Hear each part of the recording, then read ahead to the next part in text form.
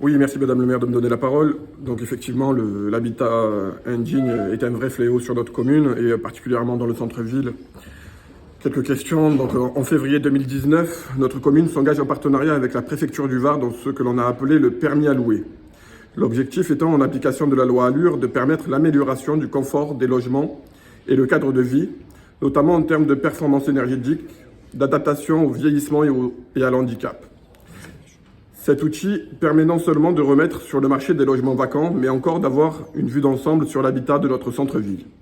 Ainsi, tout propriétaire d'un bien immobilier situé dans le périmètre du centre ancien aura l'obligation, afin de mettre en location son bien immobilier, d'en faire la déclaration en mairie.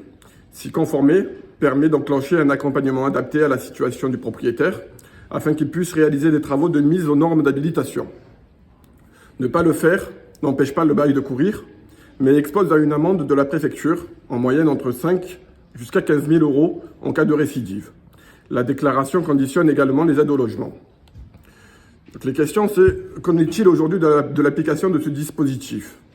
Combien de déclarations ont été faites en mairie? Des amendes ont-elles été données? Pouvez-vous nous communiquer un bilan de ce dispositif ou nous dire combien de personnes aujourd'hui sont chargées d'en contrôler sur le terrain la conformité?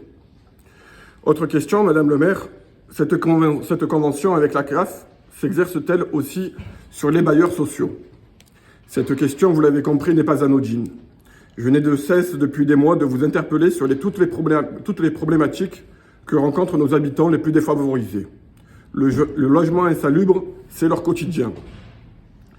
Des dégâts des eaux à répétition, des champignons sur les murs, des cafards, des rats, des incendies à répétition, des ascenseurs qui ne fonctionnent pas.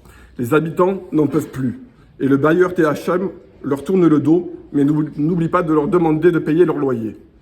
Depuis 3 ans, Madame le maire, vous et votre majorité siégez au conseil d'administration de THM. Quand allez-vous réellement taper du poing sur la table pour défendre les Sénois? Voilà 2 mois que l'on a fait des promesses aux habitants du bâtiment des Vignes 4, après une série de 4 incendies en l'espace d'1 mois. Aujourd'hui, toujours rien. Avez-vous clairement, Madame le maire, de la considération pour ces habitants? Merci.